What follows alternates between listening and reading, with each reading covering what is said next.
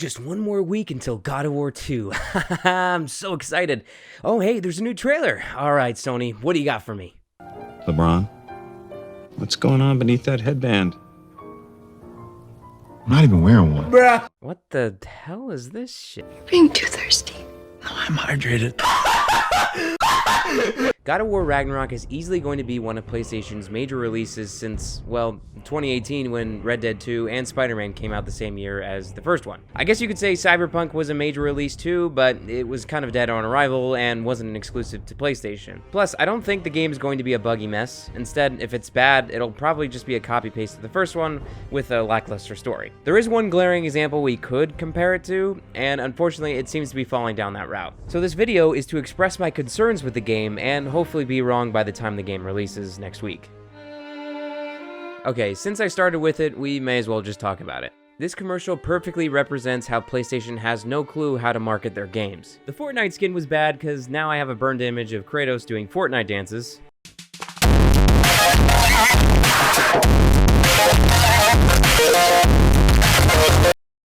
And this commercial was just a random appeal to the boomers. I honestly don't get who this video is for or who they're trying to target as their audience anymore. Although I'm happy to see Ben Stiller again, I really don't care about any of these people. I'm glad they didn't try to appeal to millennials by getting like Aquafina or Little Yachty or something, but it was pretty bad. The Fortnite crossover appealed to the babies that play the game. This commercial appealed to the boomers who are going to end up buying the game for their kids. And the awful Rick and Morty scene appeals to the 3 preteens that still watch the show. None of these appeal to the actual audience of the games and just come off as cringy sellout pieces. If you look at any of these crossover ads and take away the costume and how they say, "Buy an axe," it has nothing to do with the game. Call of Duty had the same tactic back in the day with its marketing, but that's when the game started to go downhill. So this definitely has me worried. Maybe what Sony is trying to do is hide what the game actually is and market towards the kids or their parents to get them to buy the game, but this isn't how you should market a game that's a staple to your console. Do it with a new or other franchise, not an already established one. When a game only shows cinematic trailers or rarely releases gameplay, it's a sure sign that they know that they're selling you garbage. I know it's a throwback, but Dead Island is still the prime example of this in my eyes. The franchise made their entire audience buy the game based off their trailers alone, but when the game came out, it was pretty much just Cyberpunk, but less effort. The cinematic trailer is what companies today rely on heavily to get you to buy the game. However, gamers are starting to see through this tactic in recent years and now are asking for more gameplay footage. God of War Ragnarok seems to be following this path since they barely released anything about the game. We got one trailer featuring clips of combat, a story trailer, and a heavily talked over glimpse into one of the levels. Dismantle pots with his blades of chaos, and command the boy to interact with out-of-reach devices. The rest have just been random vague cinematic trailers and some subtle pushes to get you to spend more money. These are gorgeous.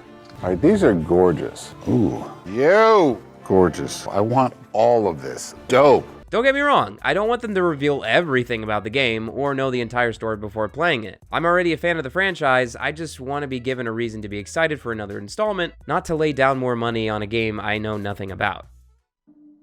I'm not here to show any footage, so if you haven't seen any of the spoilers, don't worry, I'm not going to spoil anything. But this is yet another point that leads me to believe that something is off about this game. When a studio ends up getting leaked footage, it usually means that the employees want to warn the players about something. No crazy game-changing scenes were leaked, but it's still concerning that there are employees at the studio and fans that want the title not to perform as well as it could. Last of Us 2 was the best example of this. The employees were treated poorly and thus retaliated and ruined the game's launch. Hey, listen, I'm grateful for the leak myself since it saved me some money, but still, it's troublesome to know that there are workers wanting to spoil the game's story. There's one thing God of War Ragnarok hasn't done yet, which I'm surprised, and that's overpromising. All I really have to say is Todd Howard, and you guys get the picture. 16 times the detail. All of this just works. I'm not kidding. There hasn't been any mention of the worlds to explore, new features, or how it's making use of the new console's hardware. Honestly, Santa Monica Studios hasn't really said anything about the game, so there's no opportunity to brag. It's crazy that we've been oversold so many times that it's the new norm, and now we have this big release, and we have nothing at all. But it begs the question, are they hiding something? I'm sure Sony learned their lesson from Last of Us by not letting the creative director run wild and have full control, but honestly, my hope is that's exactly what they're doing with Corey. Usually, when corporations take over after the success of a passion project, it turns the game from something creative to more of a cash grab, which destroys the entire franchise. Based on Corey's remarks in the Raising Kratos documentary, this game is what he originally pitched to PlayStation to get God of War 4 made, and he's pretty confident that this is going to be a major story. We've been waiting for a long time for this game to release, and I really don't want it to end up feeling like a sequel that they could have easily made within a year or so. My hope is that Sony is letting Corey do his thing, have used the past 4 years well to expand on the franchise, and are just spending all the leftover marketing dollars on stupid sellout pieces that Sony thinks will attract more people. Just a couple more days and we'll see for sure, but for now, I'm bracing myself for impact. Let me know what you guys think down below, and thanks so much for listening.